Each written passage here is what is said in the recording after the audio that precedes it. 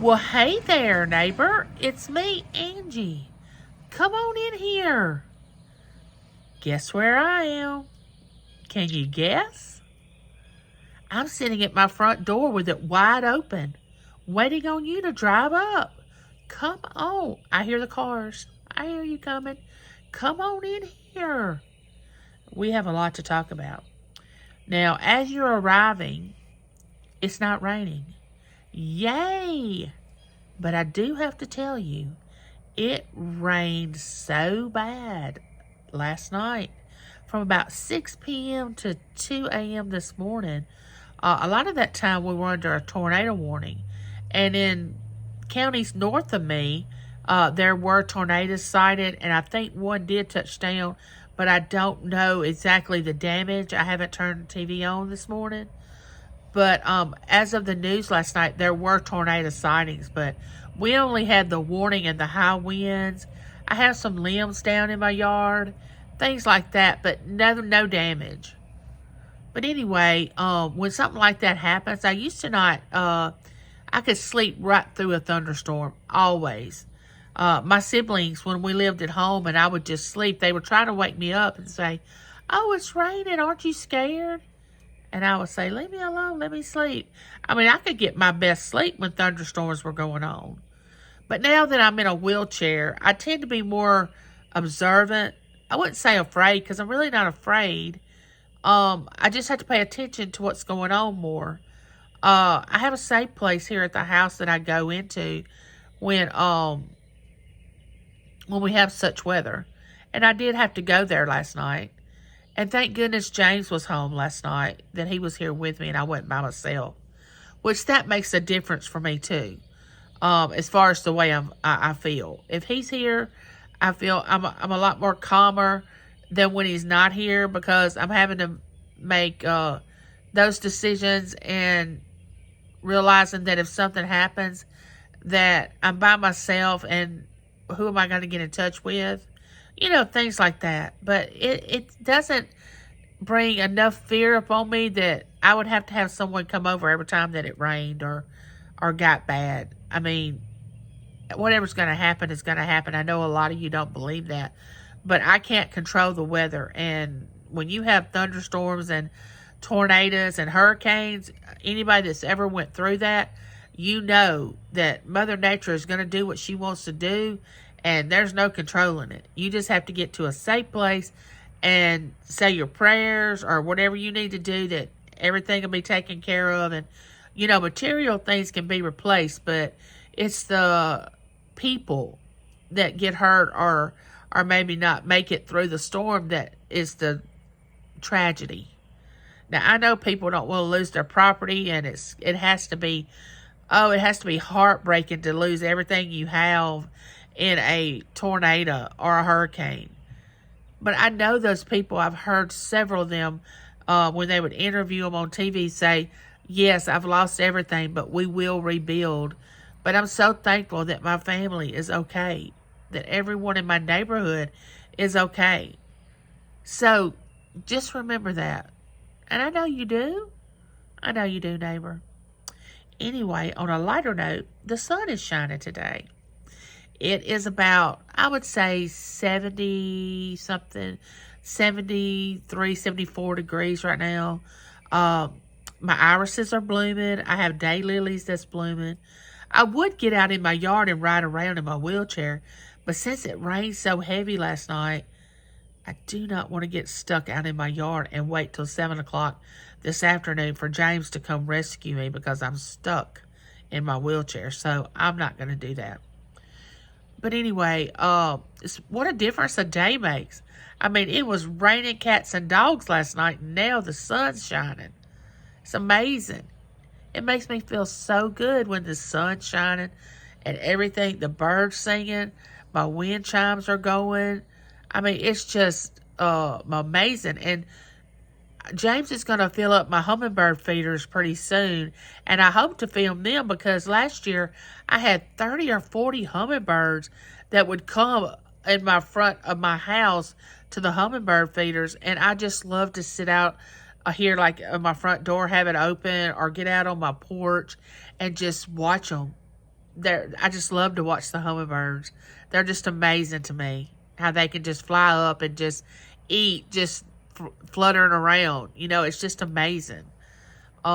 Used to, I would take those little things for granted and not even pay attention to birds and butterflies and flowers and things like that. But now I notice every little thing. The sky, the flowers. I even have squirrels that run around out here in my front yard and play. And I love to sit here at my door and just watch them. I just love that. I know that's a sign of getting old, I guess. But I love it. It just brings me so much peace and comfort to just watch nature. It's a beautiful thing if you'll just sit out. And it calms you down. And you don't think of anything that could be wrong or all the problems that the world's having. You're just thinking about how beautiful that the flowers are and the animals that have been created. All that stuff. Yeah, I'm getting all mushy and everything. But that's okay. Come on in here, neighbor. We always have a topic that we talk about before, as you all are getting here and, visiting. And I always love our visits. Thank you for dropping by. Now, I know I wasn't here yesterday. If you came by yesterday, I'm sorry. I wasn't here. James and I, he had to take me to another doctor's appointment with my general practitioner doctor. And we kind of spent the afternoon together. So I got in late. But next time, if you drop by and I'm not here, just leave a note. Just say, drop by. You wasn't at home. See you next time. Just leave me a little note or something. I'll get back with you. But today I'm home and I get to spend my time with you. With you, my neighbor. With you. Come on. So, remember, I hope you brought something to drink. And we talked about bringing something to eat, maybe, something to snack on. Put down in the comments the snack you brought. Did you bring something sweet? Did you bring chips and dip? If so, what kind of dip did you bring? Just popcorn, whatever you brought. Just, even if you brought your meal, you heated it up. You're at work and you had to heat up your meal and it's your lunch hour. Just put it down in the comments. We love to listen and hear and talk about things like that. And read about that. I don't know what it is, but people want to know what other people are eating. Yeah, they have actual YouTube channels of watching people eat. And how about the one where they watch people actually sleeping? I don't know. People like all kind of things. Well, let me tell you something. My topic today is, why don't we just pay attention to who we are? Why do we pay attention to everybody else and say, well, that person needs to do this. That person needs to do that. If that person would only fix this. If that person would only fix that. Now, if we would spend as much time on ourselves as we did everybody else, I mean, wow, what would we get accomplished? Now, I do pay attention to people. And I try not to give out any verbal feeling of someone at all at any time. Now, if somebody asks me for their advice, be careful, because I'm going to be honest with you. I'm going to give you exactly what you asked for. I'm going to be honest. Just like I would want you to be honest with me. But here's the thing. Even though you're honest with me and you give me your opinion, I'm not going to get offended or upset or mad. And I've always lived by the premise, when someone tries to give you their opinion of what they think you should or shouldn't do, you have to value that person's opinion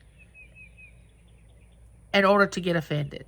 Because if I don't know you very well and I don't really, I'll take what you say and I'll just say, oh, well, I appreciate it.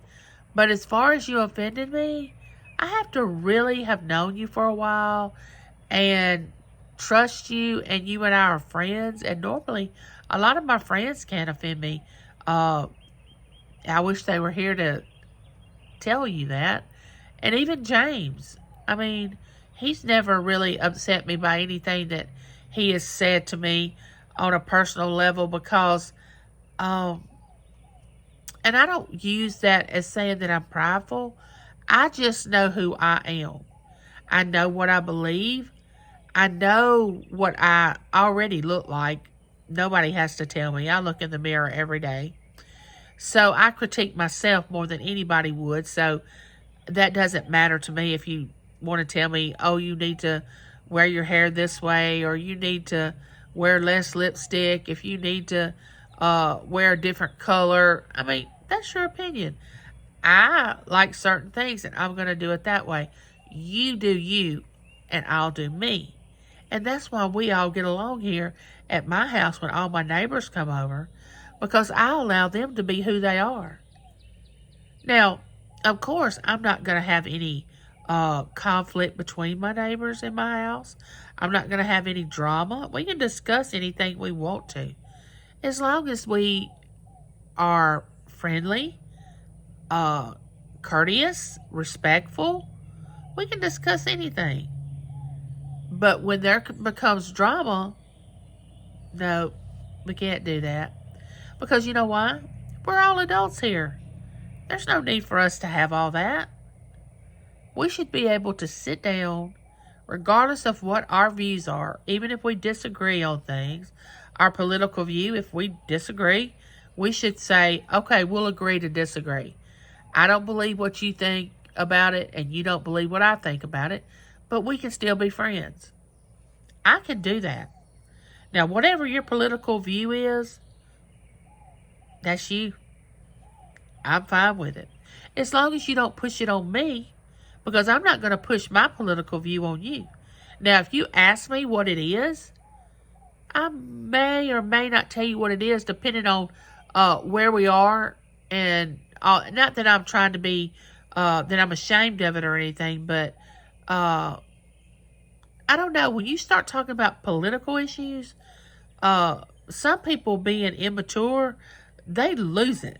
I mean, they absolutely believe that if you don't have their same belief in political views, that you can't be friends. Now, to me, that just boggles the mind, because your political view, have it. I don't ever tell anybody how I vote. It's not anybody's business. I've never discussed it with anybody but James. But if you hang around me long enough, you already know my political views anyway. You just have to pick up on what I'm saying. Pick up what I'm putting down, as they used to say. But anyway, you know, your political view is your political view. Now, your religious beliefs, okay, that's a personal thing between you and whoever you decide that is your higher power. Now, as far as me, I'm a Christian. I have Christian beliefs. Now, if that offends you, I wouldn't know why, because I would never try to push my beliefs on you. Now, if you ask me about my Christianity, of course I would answer questions about it and tell you why I am a Christian. But I'm not going to dislike you because you are Jewish. You're not a Christian. You represent some other religion. That's not me. We can be friends without, being the same religion.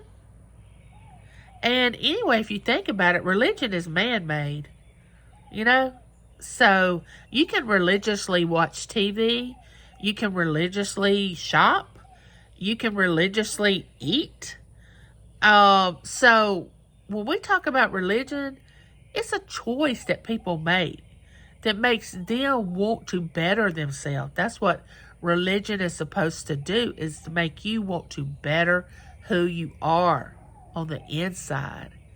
And that means be kind, thoughtful, respectful, help others, have compassion, have empathy.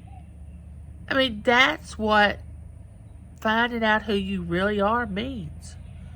I mean, you can't really know yourself and be angry, mean, hateful, want drama, set out to harm others.